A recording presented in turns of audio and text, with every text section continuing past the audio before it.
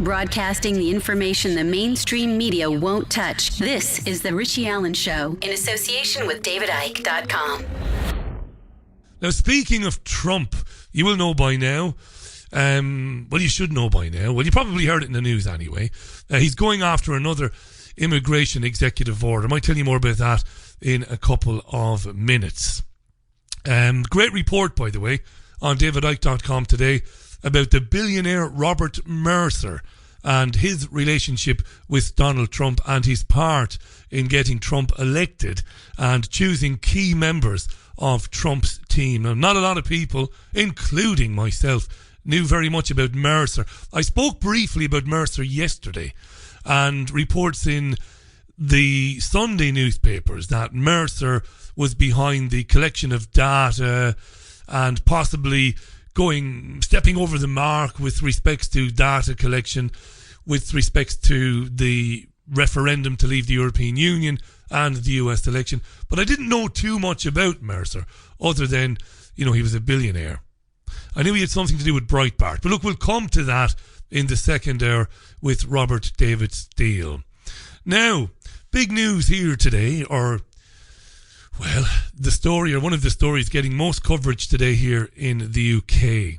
Security services in the UK say that they've prevented 13 potential terror attacks since June 2013. Who's saying that? Well, the Assistant Police Commissioner, Mark Rowley. He also said there were 500 live counter-terror investigations going on at any one time.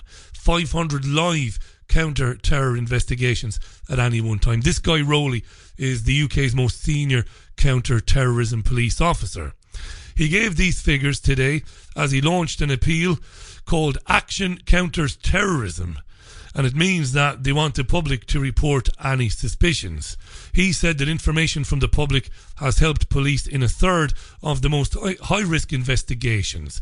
It also contributed to stopping some of the 13 attacks, a figure one higher than the last update given in October when they said 12.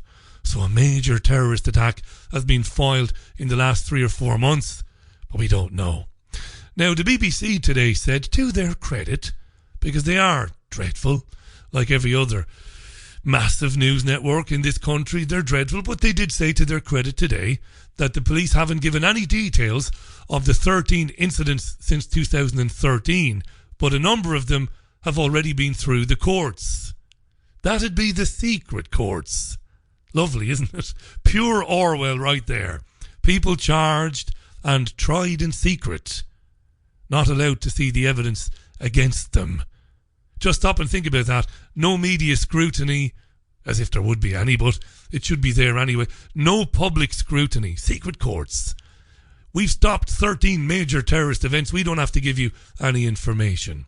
Here is the Assistant Commissioner Mark Rowley saying how vital the public have become in catching those damn terrorists. Recently we sampled 100 of our highest risk investigations, and we found that in about a third of those cases, members of the public had contributed information. Sometimes that information is the starting point and tells us about somebody who wasn't previously on our radar. In other cases, when we're trying to build a picture, often counter-terrorism work is doing a jigsaw without all the pieces.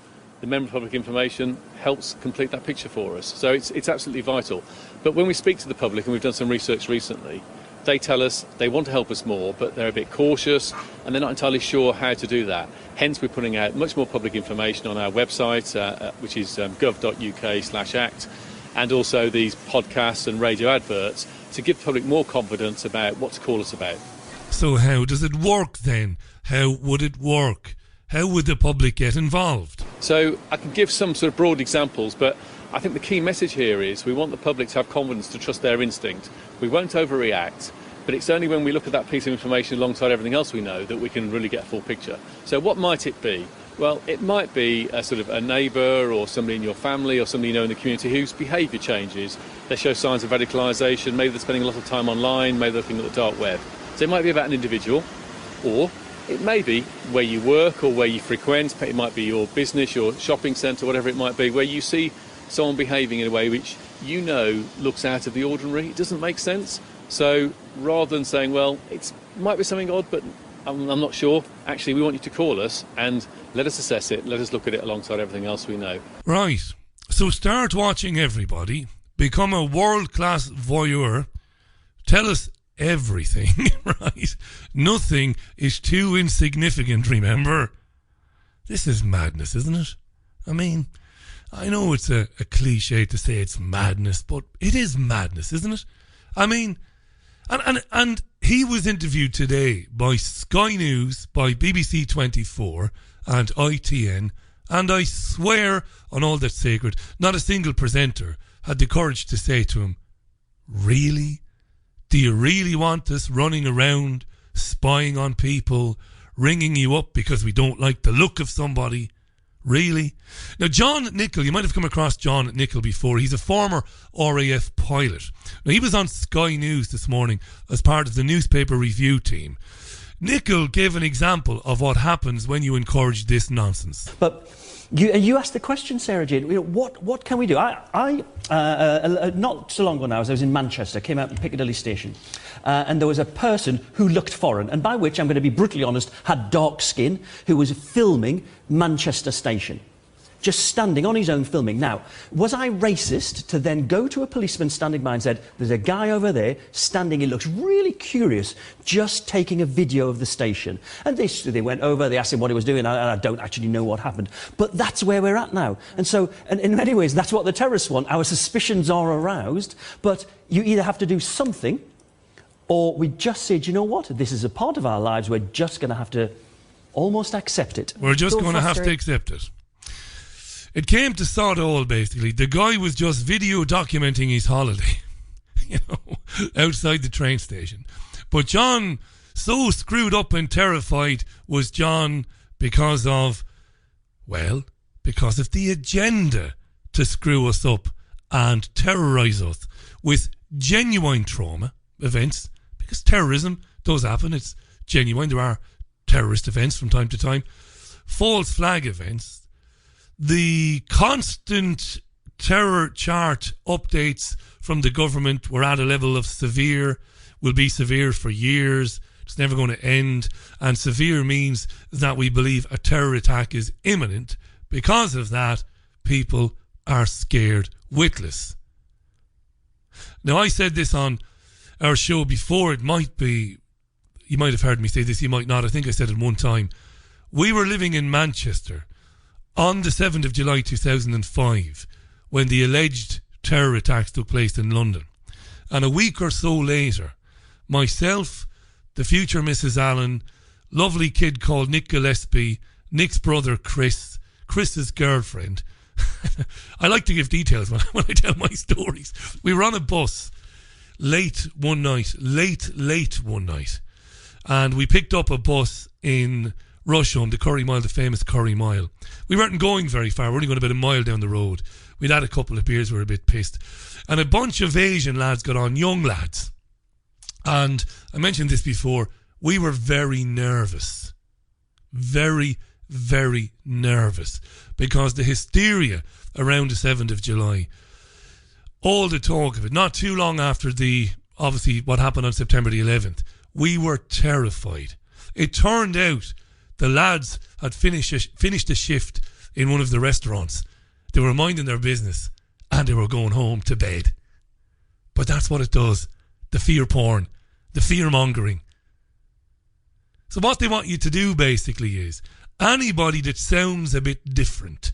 He said people are doing unusual things online. Like what? Like sharing stories from davidike.com, from Jim Mars, from Rivero, from InfoWars, from all the other independent media production teams and websites. Is that it? Do you start to report? Is that where it's going to go? Probably is. 14 and a half minutes past the hour. Donald Trump signed a new executive order placing a 90-day ban on people from 6 mainly Muslim nations. Iraq has been removed from the list of countries contained in the previous 7-nation order. People with valid visas will be allowed to enter America. The measure, which includes a 120-day ban on all refugees takes effect the day before St. Patrick's Day, March 16th, to limit travel disruption. The previous order, which was blocked by a federal court, sparked confusion at airports and there were mass protests. What is new? Well, Reuters says that what is new, citizens of Iran, Libya, Syria, Somalia, Sudan and Yemen, the other 6 countries on the original list, will once more be subject to the 90-day ban. So the new order clearly states refugees already approved by the State Department will be allowed to enter. It also limits the number allowed in at 50,000 for the year. As the new directive also lifts a blanket ban on all Syrian refugees. So that ban has been lifted. Green card holders from the named countries will not be affected by the order. And Reuters reporting the new order doesn't give priority to religious minorities, unlike the previous order. That's all we can tell you now. Due to come into effect on March 16th. Now, on Trump's bombshell that his predecessor Barack Obama was behind the bugging of phones at Trump Tower during the presidential campaign, the FBI Director James Comey has come out and said no, that didn't happen. Comey reportedly asked the US Justice Department to publicly reject the allegation made by Trump. That's in the New York Times today. Comey is said to have asked for the Department of Justice to publicly reject it because the allegation implies that the FBI broke the law. No comment from the Department of Justice thus far, not at least until I came on air anyway. US media are saying that Comey believed there was no evidence to support Trump's allegation. The BBC said today this is a startling rebuke of a sitting president from an FBI director. Almost unprecedented. Comey will be under pressure from the Democrats to voice this publicly. The FBI saying it's nonsense. Now, James Clapper was Director of National Intelligence until recently, in fact, this year. He says this is bullshit too. Listen to Clapper. For the part of the national security apparatus that I oversaw as DNI, there was no such wiretap activity mounted against the president-elect at the time, or as a candidate, or against his campaign. I can't speak for other Title III authorized entities in the government or a state or local entity. Yeah, I was just going to say, if the FBI, for instance, had a FISA court order of some sort for a surveillance, would that be information you would know or not know? Yes. You would be told this? I would know that. If there was a FISA court order on something like this? Something like this, absolutely. And at this point, you can't confirm or deny whether that exists? I can deny it. There is no FISA court order? Not to my knowledge. Of anything at Trump Tower? No. He couldn't have been any more clear about that. James Clapper, former Director of National Intelligence, position he held until very recently. Florida Junior Senator Marco Rubio is also saying that Trump has to explain himself on this one. Yeah, so obviously I'm not sure what it is he is talking about. Perhaps the president has information that is not yet available to us or to the public, and if it's true, obviously we're going to find out very quickly, and if it isn't, then obviously he'll have to explain what he meant by it. So I'm not sure what the genesis of that statement was, but I imagine we're going to learn more about it here over the next few days, one way or the other. Do you think the FBI should clear it up one way or another? Well, that's also a difficult thing. I mean, the FBI does not confirm either that there is or that there is not investigations. It does not talk about pending matters, either denying that they exist or admitting them. For the most part, that's been their practice. And I know it's a source of deep frustration for a lot of people, not just on this issue, but other issues in the past. But what I think we should do is everybody needs to take a deep breath and calm down here. And let's go through this of what we are doing. In the Senate Intelligence Committee, we are working in a bipartisan way to collect facts that involves reviewing classified and sometimes unclassified and open source information. We will issue a report to the Senate that will be available to the American people, and then people can form judgments on the basis of the collection of facts. That is what Rubio. Now, Obama was, I believe, a great psyop on the American people. The homely, down-to-earth, well-spoken African-American guy who came out of nowhere, junior senator from Illinois, dreams of my father and all this nonsense. And I suppose he threw up images of Dr. Martin Luther King in people's minds, even though he was nothing like King. I think people thought they were getting another Kennedy. They didn't. They got a puppet in Obama. The wars continued. The gap between rich and poor got worse. Israel carried on murdering Palestinians whenever they felt like it. Libya was sacked, turned into dust. Obama is vile. Another Rothschild Zionist of the highest order. But I doubt very much he tapped Trump's phones or that he ordered it, because he isn't stupid. Whatever he might be, he's not stupid. It's as simple as that. Base Ninja makes a good point on Twitter. He says, Trump phone bugged. I thought the National Security Agency had bugged everybody on Earth. So Edward Snowden said, including Trump, Clinton, et al. Yes, I would have thought so. Spirit Samba says they want us all in fear and snooping on each other when the real enemy is the system that brainwashes people to do this. David tweets. David is in Brussels listening. He says we've still got soldiers patrolling the metro here in Brussels almost a year after the attacks. Should we be worried? Stephen Lash, my friend in Manchester, mentions the power of nightmares. Absolutely. That subject discussed at great length in those 3 excellent films there. Fluffle says, underneath my tweets, no, that's something completely different there, nothing to do with me. La Antenna thinks we're being prepared for the next planned event.